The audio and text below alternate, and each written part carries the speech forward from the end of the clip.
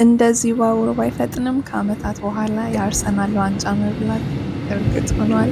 ያው ከሰሞነኛ ዜና ልጀምር ብዬ ነው እና መድፈኞቹ እንኳን ደስ አላችሁ።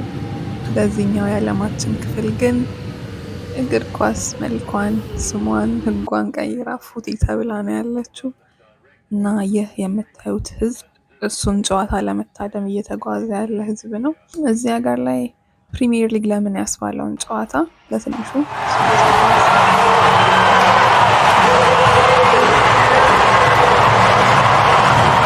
and every single Collingwood player with the gold number. McCreary, Nick Dacos, brilliant. Back to Jamie Elliott, tight on the pocket. It's coming, Jamie! አንድ ቀን ምናልባት የጨዋታው ሕግ ይገባኝ ይሆናል። ግን እስከዚያው ፓሽኔት የሆኑ ደጋፊዎችን እና ዳኞችን ያው እያየው ቆያለሁ። እናንተም ዳኞቹን ይውልኝ እንዲህ ፓሽኔት መሆን ይቻላልን ብላችሁ እየጠየቃችሁ ታዘቧቸው። በእውነቱ ደስ ይላል። ከዛ ሙድ ደግሞ ሳወጣችሁና ወደ ጉዟችን ስመልሳችሁ ያው ወደዳችሁም ጠላችሁም ዛሬ እንግዲህ አስጎብኛችሁ እኔ ነኝ። ይህን ድምፅ ልሰሙት ነው። አሁን ያለነው ፍሊንደርስ ስትሪት ሬልዌይ ስቴሽን ውስጥ ነው እና የታሪክ መዝገቡን ገልበጥ ስናደርገው በቪክቶሪያ የቅርስ መዝገብ ላይ የተካተተ ባቡር ጣቢያ ነው። የታሪክ ሰው ሆንኩ ለእናንተ ስልና ከዚህ ተነስተን ደግሞ መጨረሻችን የት ነው የሚሆነው? ሳውዘርን ክሮስ ስቴሽን የሚያምር ዲዛይን እንዳለው እመሰክራለሁ። እሱን መጨረሻ ላይ እናንተም ታዩታላችሁ። ከዛ ውጭ ግን ምንም በማውቀው የታሪክ አተት የለም። ያው ከፈለጋችሁ ሌላ ቀን ተዘጋጅቼ እመጣላችኋለሁ እና 4 ደቂቃ ምናምን ጉዞ ነው ከሁለቱ ስቴሽኖች መካከል ያለው።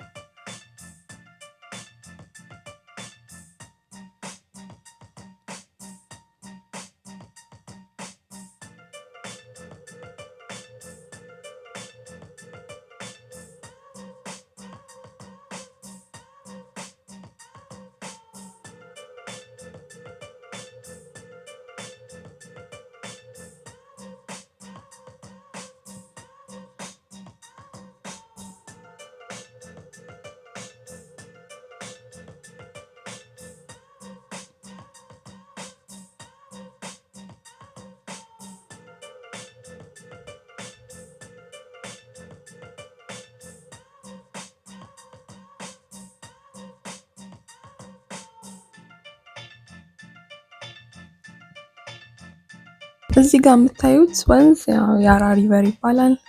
አውጫ ቀጥ ያለ ወንዝ እዚህም አለ።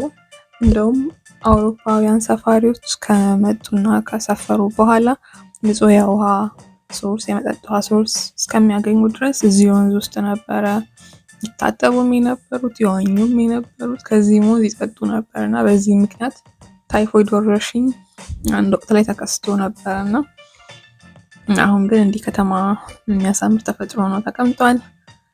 መቼ ነው ደግሞ ሂስቶሪያን የሆንሽው ካላችሁኝ ያው ለእናንተ ተመልካቾች ስል መሆኑ ይታወቅልኝና 4 ደርሳችኋል አሉ። ብቻ ደስ ይላል።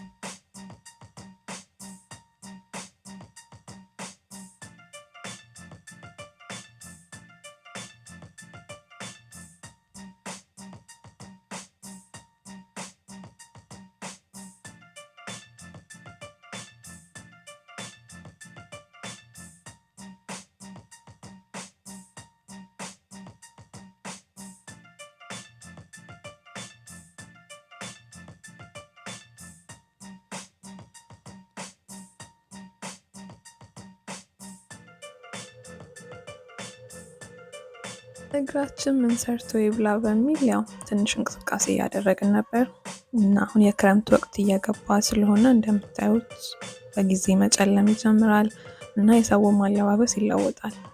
አብዛኛው ፐፈር ጃኬት ወይ ደግሞ የሆነ ሁዲ ኦር ሞቅ ያሉ ልብሶችን መልበስ ይጀምራል። ግን ሁሉም አይደለም። ግራ እናጋባቸው በሚመስል መልኩ ቲሸርት በቁምጣ የሚለብሱ ብርድ አለ ወይ የምን ብርድ ያሉ ብርቅዬ ህዝቦችንም ልታዩ ትችላላችሁ።